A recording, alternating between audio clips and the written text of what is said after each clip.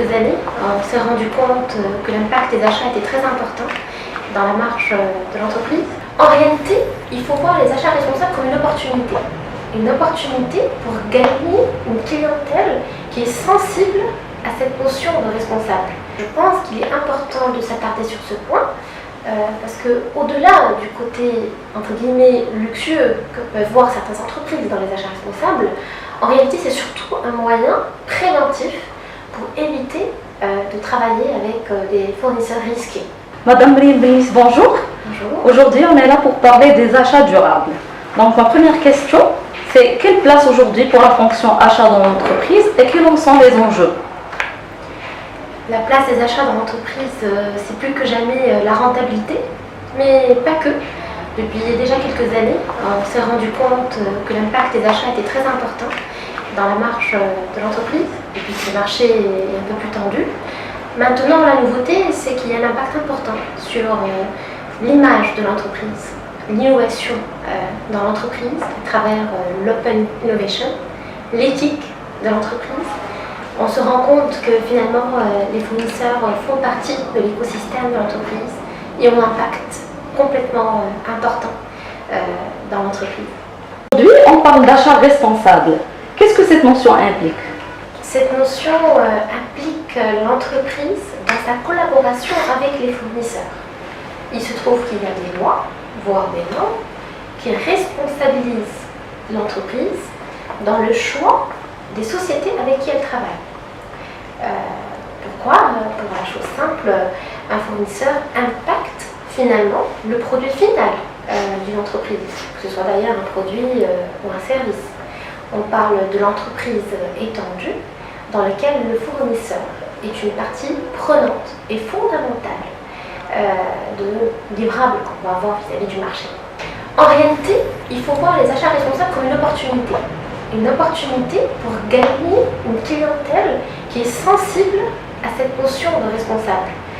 D'ailleurs, l'entreprise s'inscrit dans le cadre de certification pour se différencier et gagner de nouveaux marchés. Surtout depuis la COP22, nous au Maroc et à l'international, on est de plus en plus sensible à cet aspect vert, responsable, éthiquement et friendly, environmental friendly, comme on dit. Donc il s'agit de finalement développer son portefeuille grâce à ces achats responsables. Il y a apparemment une nouvelle norme sur le marché concernant les achats responsables. Elle vient de voir le jour. C'est quoi cette norme et quelles en sont les exigences? Alors, cette norme, c'est une nouveauté de 2017. On l'a attendue depuis des années. Il y avait une norme historique, purement française, la NF 50-135, qui existe depuis 2012. La grande nouveauté, c'est que maintenant des dizaines de pays se sont regroupés pour mettre en place la première norme internationale ISO 20400. C'est une déclinaison de l'ISO 26000 qui responsabilise l'entreprise de manière générale. Cette fois, cette norme, elle responsabilise l'entreprise dans le chapitre achat en particulier. Elle donne des recommandations, mais pas seulement. Elle donne également des outils et des orientations concrètes pour accompagner l'entreprise pour mettre en place ces achats responsables. Les nouveautés sont multiples. En même temps, un axe majeur, c'est la notion de risque fournisseur. Je pense qu'il est important de s'attarder sur ce point parce que au-delà du côté entre guillemets luxueux que peuvent voir certaines entreprises dans les achats responsables, en réalité c'est surtout un moyen préventif pour éviter de travailler avec des fournisseurs risqués.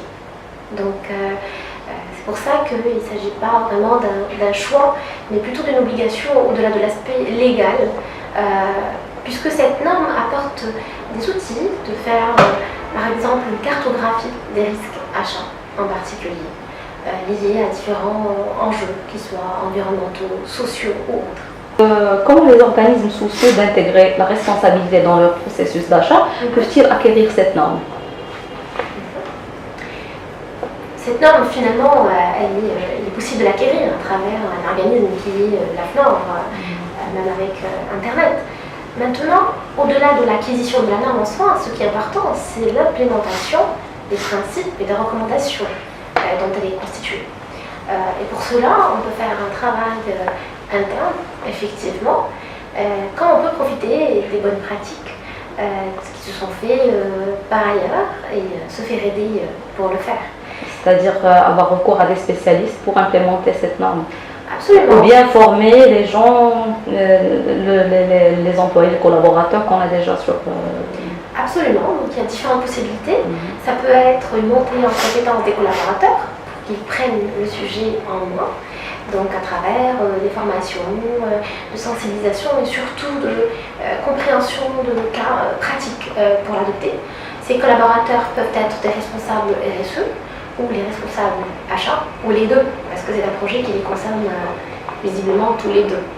Une autre manière, effectivement, c'est de faire par exemple le benchmark avec d'autres entreprises qui sont déjà en avance. On a la chance d'avoir au Maroc des sociétés qui sont déjà labellisées RSE depuis quelques ans, quelques années, qui l'ont même renouvelé et qui donc ont abordé déjà ce chapitre des achats responsables. Donc on peut effectivement profiter de leur retour d'expérience, voire, le cas échéant, avoir recours à des spécialistes qui vont nous donner une idée sur des applications très concrètes de ces principes qui ont été repris de par des bonnes pratiques nouvelles qui sont des fois existantes depuis quelques années.